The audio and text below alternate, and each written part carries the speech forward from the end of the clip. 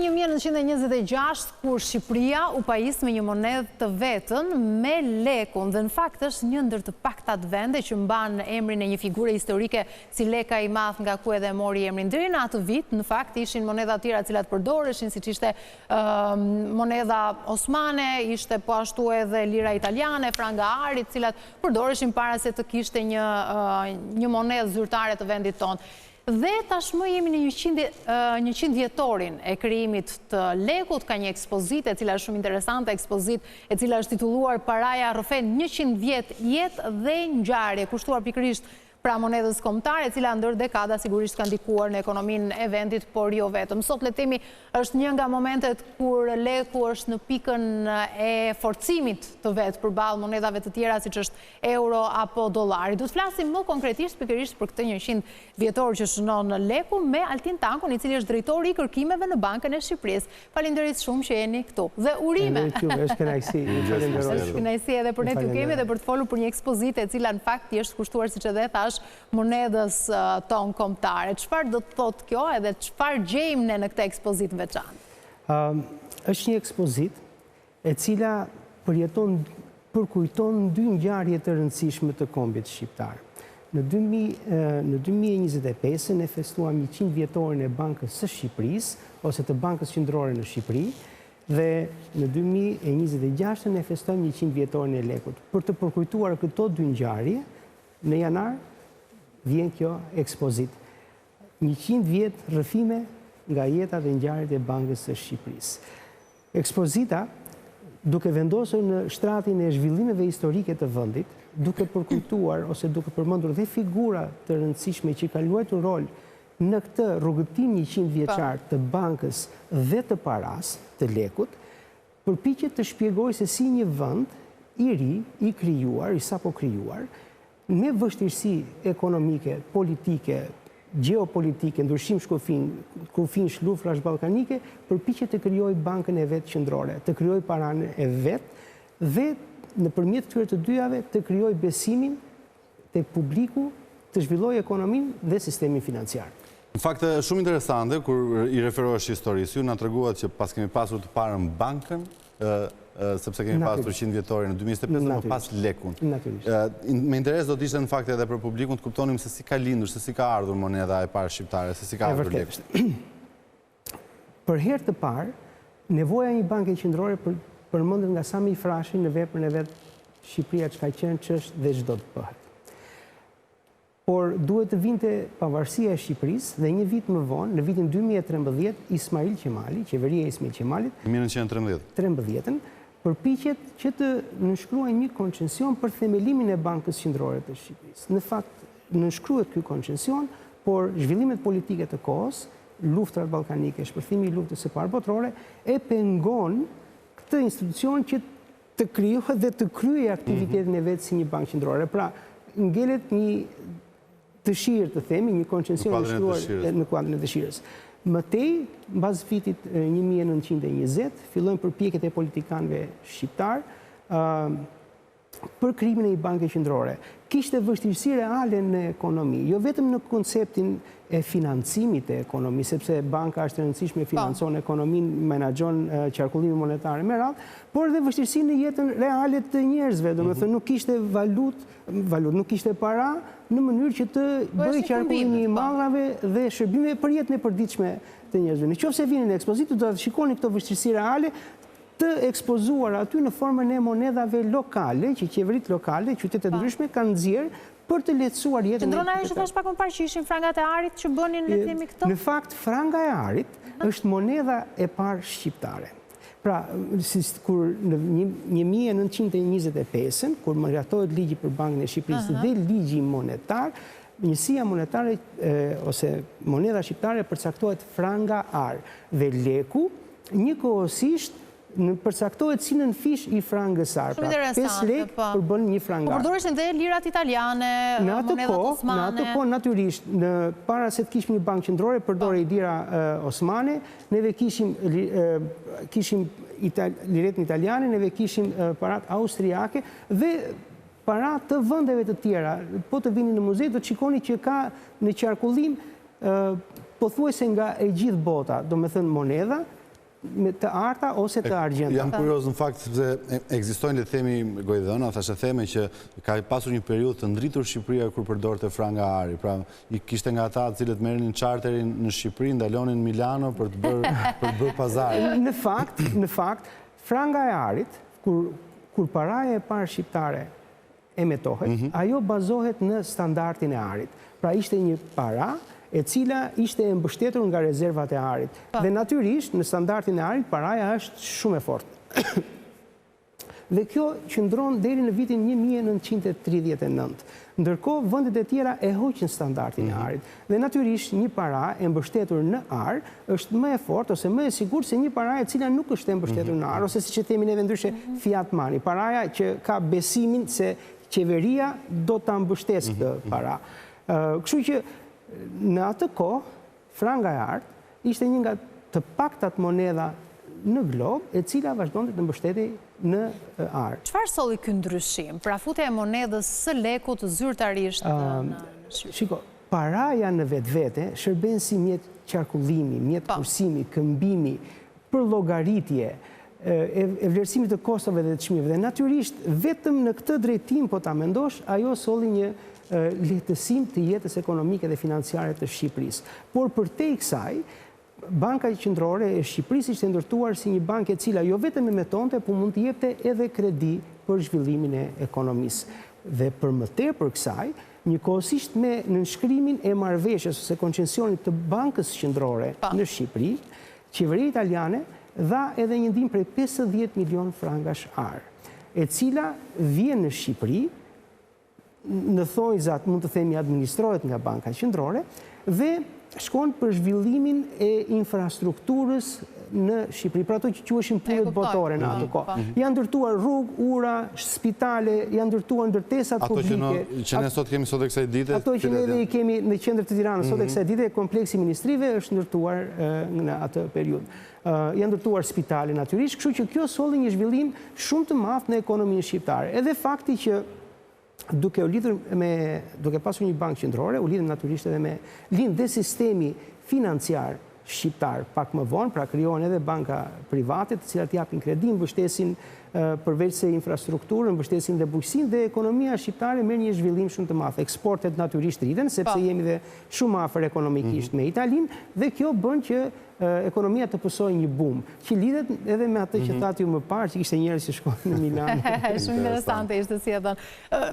Mua më bën shumë përshtypje dhe faktikisht është një nga pikat kryesore që diskutohet ende sot e kësaj dite, fakti që Shqipëria ka patur një monedhë si leku që është ndër të rradhat, që ka patur mundësinë të mbjetoj 3 sistemeve politike, mbretërisë, komunizmit, demokracisë. Domethënë, ju keni përmendur një pikë shumë interesante. Domethënë, në këto 100 vite, Banka Qendrore në Shqipëri, që është përfaqësuar nga 3 institucione ndryshme, Banka Kombëtare e Shqipënisë 1925-1924, Banka e Shtetit Shqiptar 1945-1992 dhe Banka e Shqipërisë që kemi sot 1992 deri në ditët e sotme e mëtej, i kanë përjetuar pothuajse të gjithë sistemet monetare që njeh historia nga standardi i arit, para e bazuar në ar, tek kursi i fiksuar i këmbimit, që më vonë u bë me liretën mbas pushtimit nga Italia në 39-ën, dhe pastaj kemi lekun që shfaqet si paraja zyrtare e Shqipërisë në 1947 me vendimin e Këshillit të Ministrave, megjithëse ishte si nënfishi frankësar,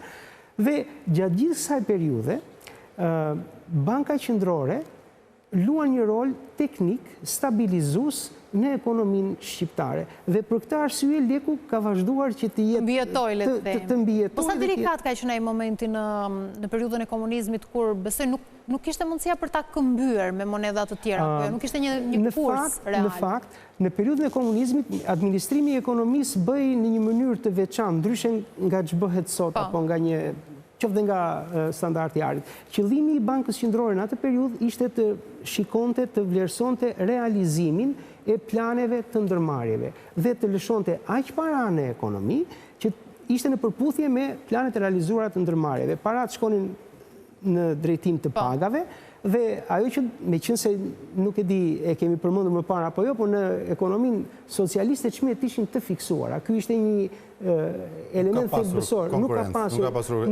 konkurrencë, nuk ka pasur inflacion. Çmimet duhet ishin të fiksuara dhe që çmimet ishin të fiksuara, sasia e parave që hidhen në qarkullim duhet ishte e barabartë ose proporcionale me sasinë e mallrave. Nëse hidhej më shumë çmimet rriteshin, nëse hidhej më pak çmimet binin. Në këtë mënyrë Banka e Shqipërisë sigurohej që leku të mbetej ose çmimet të mbeteshin të pandryshuara. Dhe natyrisht që ky sistem kërkonte që qarkullimi monetar brenda ekonomisë shqiptare në lek të ishte i shkëputur nga qarkullimi monetar në valuta apo çdo lloj qarkullimi tjetër që mund të ndodhte në ekonomi. Ka pasur në fakt një paratë të veçantë që quhej buona lek, ku njerëzit të cilët kishin të ardhura ose kishin kursime në valutë huaj apo metale të çmuara, stoli apo moneda mund të shkonin të i këmbenin në Bankën e Shqipërisë, të merrnin buona lek dhe këto buona lek të shkonin dhe të i përdorin në dyqanet e valutës.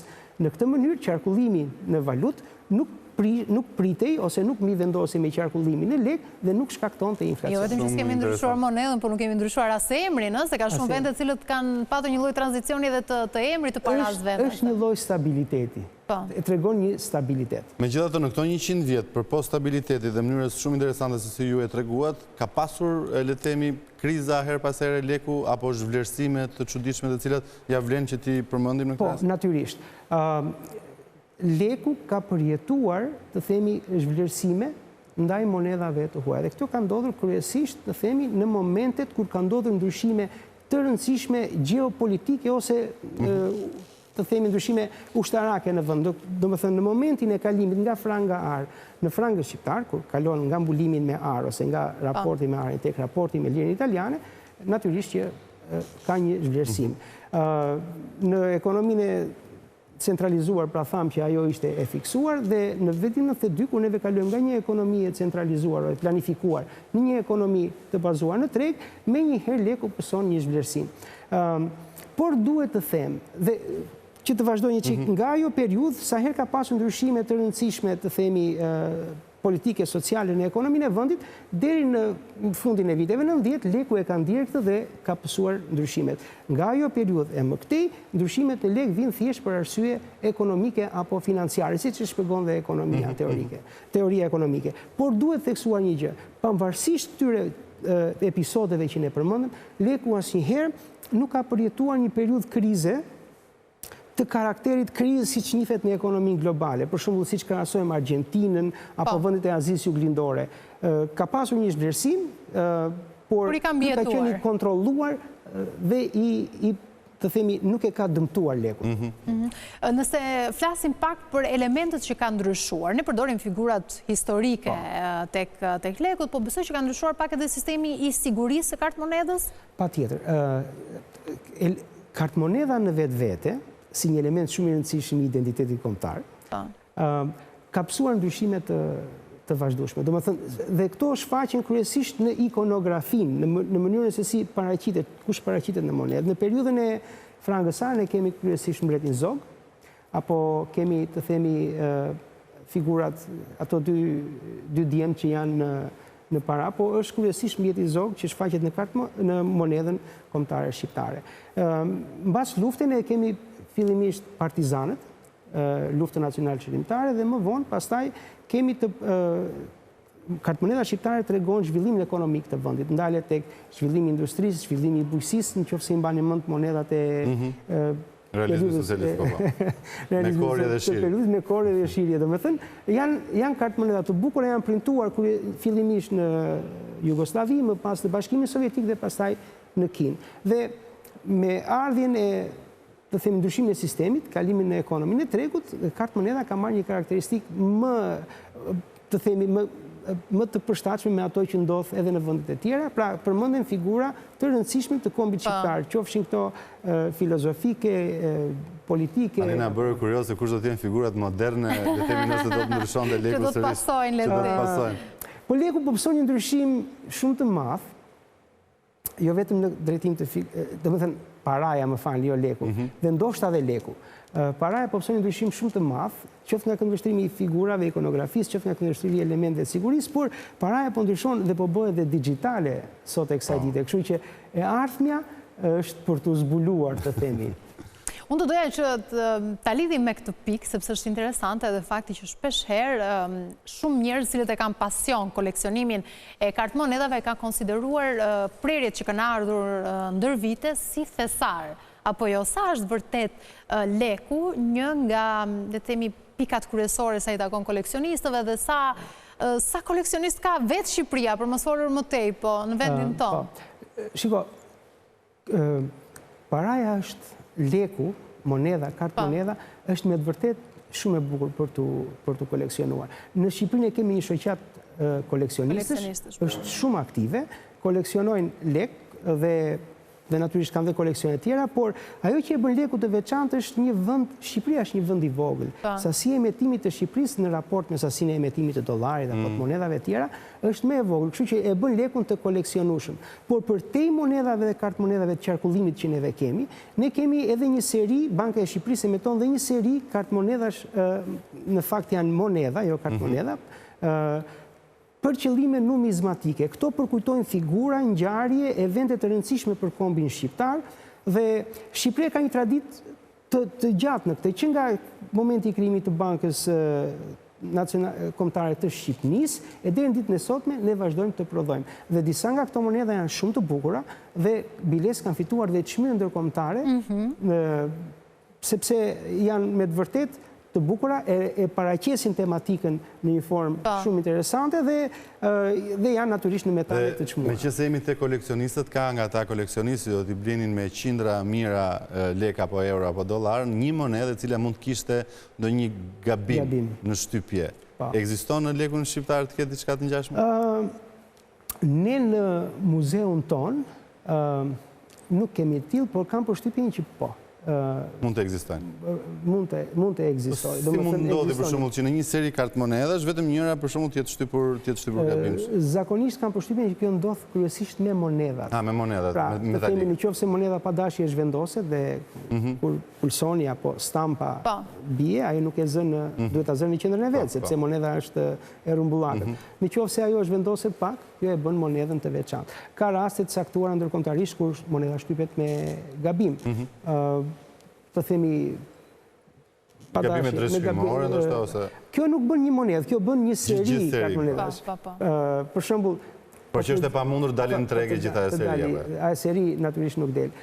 Koleksionistët i gjejnë, i mbledhin këto, sepse i bën të veçantë, i bën një në gjithë emisionin. Për ta përmbyllur, jemi në rrugëtimin europian të vendit. Unë e thash, ne kemi mbizotëruar sistemeve të ndryshme politike, po duket pak e vështirë që të mos përballemi me zyrtarizimin e monedës euro. Çfarë do të thoshte kjo për fatin e lekut në këto kushte dhe a do të zhdukej si trashëgimi, si e gjykoni?